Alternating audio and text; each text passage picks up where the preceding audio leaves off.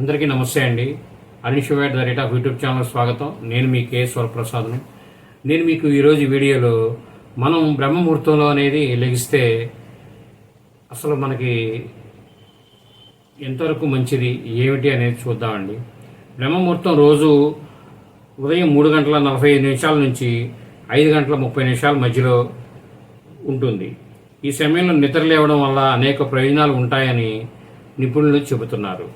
ఈ సమయంలో నిద్రలేసి కుడి నాసికా రంధ్రం ద్వారా లోతైన శ్వాస తీసుకుంటే రక్తంలో ఆక్సిజన్ స్థాయిలు పెరుగుతాయి. ఈ సమయంలో చదివితే ఎక్కువ కాలం గుర్తుంటుంది. ఓం మంత్రాన్ని జపించడం వల్ల మెదడు ఉత్తేజం అవుతుంది. కాలుష్యం అనేది ఉండదు. వాకింగ్ జాగింగ్ చేయడానికి మంచి సమయం ఇది. కాబట్టి ప్రతి ఒక్కరూ అవకాశం ఉన్న ప్రతి ఒక్కరూ ఈ బ్రహ్మముహూర్తం అనేది 5:30 దాకా ఉంటుంది. కాబట్టి మనం 5 గంటలకు స్టార్ట్ చేసుకున్నా సరిపోతుంది. ఈ వీడియో పూర్తిగా చూసినందుకు ధన్యవాదాలు. మేము మరిన్ని వీడియోలు చేయడం కోసం లైక్ చేయండి, షేర్ చేయండి, తప్పకుండా సబ్స్క్రైబ్ చేసుకోండి మీరంతా. Thank you.